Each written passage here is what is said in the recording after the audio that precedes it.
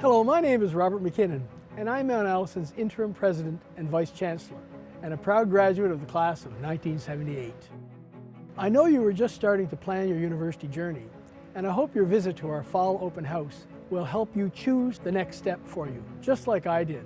If you are joining us virtually today, please check out the mini lectures and the other information sessions that are available online. Welcome to Mount Allison University, home of the Mounties. It's a beautiful fall day here on campus, and we are so excited that you've decided to join us. Open house is a time for us to literally and figuratively open our doors for you to come and explore our community. We are looking forward to welcoming you to our campus to share the amazing stories about our faculty, students, and staff. I hope you enjoy getting to tour campus, learn about student life, and learn about the 50 or more programs we offer that can help you choose a career path for your future.